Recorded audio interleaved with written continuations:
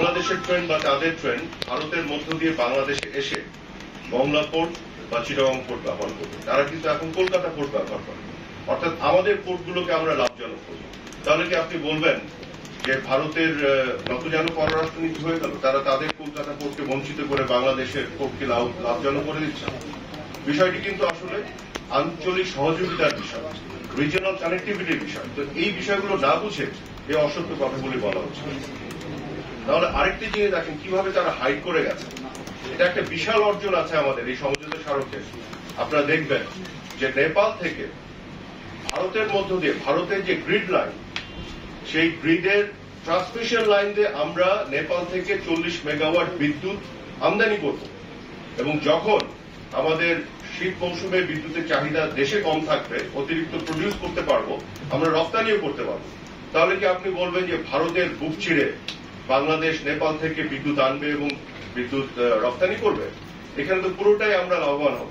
কাজে এই যে সমঝোতা স্মারকের এই বিষয়গুলো একেবারে উল্লেখ না করে, সমঝোতা স্মারকের পুরো বিষয়টি যে একটা উইন উইন, দুই দেশের জন্য যে লাভজনক, এই বিষয়টি উল্লেখ না করে খণ্ডিতভাবে তারা অপপ্রচারের স্বার্থে এই মিথ্যাচার করছে, গোলামী চুক্তি বলছে, নতজানু পররাষ্ট্রনীতি বলছে। এবং আরেকটি বিষয় আপনারা খেয়াল করে দেখেছেন যে মির্জা ফখরুল ইসলাম আলমগীর কথা বলেছেন এবং অনেক অপপ্রচারকারী এটি বলছে যে আমাদের নাকি নিরাপত্তার ঝুঁকির মধ্যে পড়ে যাবো আমরা। কিভাবে? যে ভারত যে ট্রেন নিয়ে যাবে বাংলাদেশের ভিতর দিয়ে, সেখানে তারা আর্মি এবং মিলিটারি সামরিক অস্ত্রশস্ত্র নিয়ে যেতে পারে, তাতে জিও পলিটিক্যাল একটা ক্রাইসিস তৈরি হতে পারে। অথচ আপনাদেরকে আমি আজকে দেখাই যে এই সমঝোতা স্মারকে 3 নম্বর পয়েন্টে পরিষ্কার বলা আছে, 3 নম্বর পয়েন্টে, এটা আপনাকে দিয়ে দিব। এখানে কি বলা আছে? এখানে বলা আছে যে গুডস উইদাউট রেড ট্রাফিক, মানে রেড ট্রাফিকের সংজ্ঞা দেওয়া আছে dangerous and offensive goods including arms, ammunitions and explosives.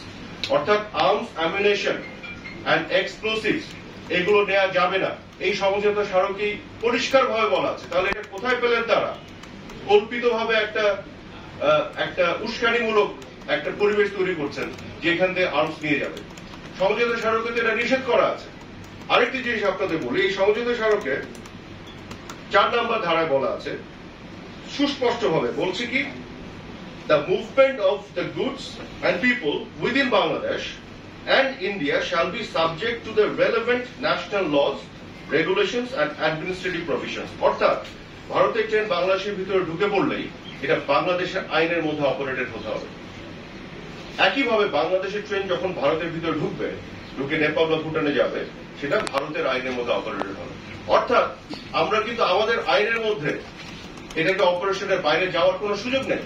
কাজে এটা টোটালি বাংলাদেশের মানুষকে বিভ্রান্ত করার জন্য, উস্কানি দেওয়ার জন্য এই কল্পিত একটা রূপকথার গল্প তারা তৈরি করেছে, যেটা আমাদের নিরাপত্তা ঝুঁকিতে ফেলবে। গোটা বিশ্ব আজকে এগিয়ে যাচ্ছে রিজিওনাল কানেক্টিভিটির মাধ্যমে। আপনারা দেখেছেন ব্রেক্সিটের ফলে আজকে যুক্তরাজ্য অর্থাৎ ব্রিটেন কি ধরনের বিপদে পড়েছে, আলাদা হয়েছে। গোটা বিশ্ব যে আধুনিক চিন্তা করছে, কানেক্টিভিটির মধ্যে আসতে যাচ্ছে। আমরা কিন্তু এটা এককভাবে ভারতকে দেইনি যে ভারত শুধু ট্রেন নিয়ে চলে যাবে। আমরাও ভারতের উপর দিয়ে নেপাল ভুটানে যাব, নেপাল ভুটানও ভারতের উপর দিয়ে বাংলাদেশে এসে আমাদের পোর্ট ব্যবহার করবে, আমাদের পোর্টগুলি লাভজনক হবে। আমরা নেপাল থেকে, ভুটান থেকে আমরা ভারতের ট্রান্সমিশন লাইন দিয়ে আমরা বিদ্যুৎ আমদানি করে বাংলাদেশে নিয়ে আসবো। এটা একটা ওভারঅল কানেক্টিভিটি আঞ্চলিক যোগাযোগের মধ্যে নিয়ে আসা হয়েছে, যাতে করে বাংলাদেশের দীর্ঘমেয়াদে বাংলাদেশের জনগণের লাভ হয়। সেই দিকে কিভাবে তারা বিকৃতভাবে উপস্থাপন করছে। এবং দেখেন, শুধু এইটি না, আমি আরো কতগুলো জিনিস এখানে উল্লেখ করতে চাই। মাননীয় প্রধানমন্ত্রী শেখ হাসিনার আরো কতগুলো যে অর্জন আছে ভারতের সাথে দ্বিপাক্ষিক সম্পর্কের ক্ষেত্রে, সেটাও বলি। এই যে সমুদ্র সীমা, এটা কে জয় করেছে? বঙ্গবন্ধু কন্যা শেখ হাসিনা। বিএনপি জামাত ক্ষমতায় ছিল, কখনো তো উদ্যোগও নেয়নি। ভারতের সাথে এইটা মিয়ানমারের সাথে জয় করেছেন থার্ড পার্টিতে যে, এবং শুধু জয় করে দখলে নেননি, উনি এটা সুরক্ষার জন্য সাবমেরিন কিনে এনেছেন। এবং খেয়াল করে দেখুন কোথা থেকে এনেছেন, চাইনিজ সাবমেরিন এনেছেন। আপনারা জানেন যে ভারতের সাথে চায়নার দ্বিপাক্ষিক কিছু টেনশন আছে, তারপরও জননেত্রী শেখ হাসিনা কিন্তু এখানে কম্প্রোমাইজ করেননি। তো এটা কি নতজানু পররাষ্ট্রনীতি বলে এটাকে? আর কিভাবে নতজানু পররাষ্ট্রনীতির সঙ্গে আপনি সংজ্ঞায়িত করবেন? তো বিএনপি জামাত তো মানে সাবমেরিন কেনা তো পরের কথা, তারা তো এই আর্বিট্রেশনে যে আমাদের যে ম্যারিটাইম বাউন্ডারি, সমুদ্র সীমা, এটা তো তারা কোনো উদ্যোগই নেয়নি। তারপর আপনি আসেন মাননীয় প্রধানমন্ত্রীর নেতৃত্বে গত 15 বছরে ল্যান্ড বাউন্ডারি এগ্রিমেন্ট করেছি ভারতের সাথে। আমরা আমাদের স্থল সীমার বিরোধ নিষ্পত্তি করেছি এবং এই নিষ্পত্তির ফলে একটি কথা অনেকে বলে না, আমাদের যে আয়তন বাংলাদেশে সেখানে 10,500 একর জমি যুক্ত হয়েছে, আমরা লাভবান হয়েছি। এটাকে নতজানু পররাষ্ট্রনীতি বলে। 47 সাল থেকে এই সমস্যায় গিয়েছিল। বাংলাদেশের পুরো আমলে বিএনপি তো কতবার ক্ষমতায় ছিল, কোন উদ্যোক্তারা নিয়েছিল, নিষ্পত্তি করতে পেরেছে? বঙ্গবন্ধু কন্যা শুধু নিষ্পত্তি করেনি, বাংলাদেশকে লাভবান করেছে। ল্যান্ড বাউন্ডারি এগ্রিমেন্ট ছাড়া আমি যদি এভাবে বলি, আপনারা হয়তো অনেকেই জানেন যে ভারতের মাটিতে ভারতের গ্যাস ব্যবহার করে ভারতে উৎপাদিত বিদ্যুৎ, ভারতের মাটিতে ভারতের গ্যাস ব্যবহার করে ভারতে উৎপাদিত বিদ্যুৎ ত্রিপুরার পালাটানা প্রজেক্ট থেকে সবচেয়ে কম দামে আমরা বাংলাদেশে নিয়ে আসি।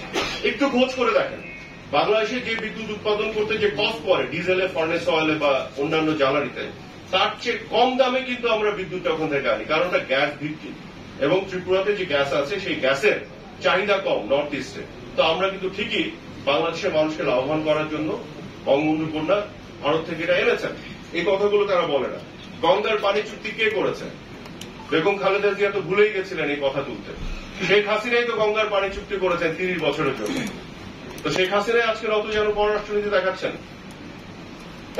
তারপরে দেখেন, ইভেন তিস্তার কথাও যদি বলি, তিস্তা আমরা এখন পর্যন্ত চুক্তিটা হয়নি, কিন্তু এই তিস্তার কথা নিয়ে এত আলোচনা কেন? কারণ শেখ হাসিনা তিস্তার জন্য ভারতকে বলেছে আমরা নেগোশিয়েট করছি, আমরা তুলেছি। বিএনপি আমলে আপনাদের কি মনে পড়ে একবারও তারা তিস্তার কথা কোন ফোরামে তুলেছিল? ওরা তো কথাই তুলেনি, তিস্তা নিয়ে তো কোনো বার্গেনিং এ যায়নি। আজকে আমরা তো তুলেছি, আমাদের 10টা অ্যাচিভমেন্ট আছে, 2টো হয়তো এখনো আমরা অ্যাচিভ করতে পারিনি, কিন্তু এটা যদি হয় শেখ হাসিনা হাত ধরে হবে। বিএনপি ক্ষমতায় যখন ছিল কখনো এই কথা তোলেনি, আগামী দিনও তুলবে না।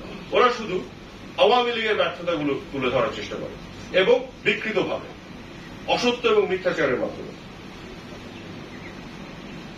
বিএনপির বরং নতজানু রাজনীতির কতগুলো উদাহরণ আপনাদেরকে দিই। 2014 সালে যখন বিজেপি নির্বাচনে জিতল, নরেন্দ্র মোদী প্রথম প্রধানমন্ত্রী হলেন, তখন বৃষ্টি বিতরণ কারা করেছিল মনে আছে তো? এটা তো আপনাদের গণমাধ্যমে এসেছিল। এটাকে কি বলে? বিএনপির এত খুশি কেন মিষ্টি বিতরণ? নতজানু এটাকে বলে না তো কোনটাকে বলে? আচ্ছা এবার বলেন, প্রধানমন্ত্রী হিসেবে ভারতে গিয়ে বেগম খালেদা জিয়া গঙ্গার পানির বন্টনের কথা বলেন নাই, এটাকে কি বলে? বলিষ্ঠ পররাষ্ট্রনীতি নাকি নতজানু? তারপরে বলেন যে বিএনপি সরকারে থাকাকালীন সময় তিস্তার কথা কেন বলে নাই? কোন ডকুমেন্ট দেখাতে পারবেন রিটেন, কোন মিটিং মিনিটস যে একবারের জন্য তারা তিস্তার কথা তুলেছিল? আদা তো দূরের কথা। তো যে তুলেই না সে আজকে সমালোচনা করে কোন মুখে? আর আমরা তো এটাও জানি ভারতকে গ্যাস দেওয়ার মুচলেখা দিয়ে তারপরে 2001 সালে তারা কিভাবে ক্ষমতায় এসে, এটাও আমরা জানি। এখন আমি বিএনপিকে কতগুলো কথা বলতে চাই। আমি বলতে চাই যে বিএনপি আপনাদের চিন্তা নতজানু বলে আপনারা আঞ্চলিক যোগাযোগ তথা রিজিওনাল কানেক্টিভিটি তার বিরোধিতা করেন। এই জন্য আমরা যখন submarine cable free of cost পাচ্ছিলাম, আপনারা এটা নেন নাই, বাংলাদেশের মানুষকে শত হাজার কোটি টাকার ক্ষতির সম্মুখীন করেছেন। মিয়ানমার যখন আমাদের বাংলাদেশের উপর দিয়ে ভারতে গ্যাস রপ্তানি করতে চেয়েছিল, সেটিকেও আপনারা করতে দেননি। এটি করতে কিন্তু বাংলাদেশের মানুষ স্বল্প মূল্যে গ্যাস পেত এই চুক্তির আওতায়। আজকে এই গ্যাস পুরোটাই কিন্তু চায়না নিয়ে চলে যায়, অথচ বাংলাদেশের মানুষকে বঞ্চিত করা হয়েছে। শুধু তাই না, আপনাদের যে সততার যে মানদণ্ড সেটিও নতুন।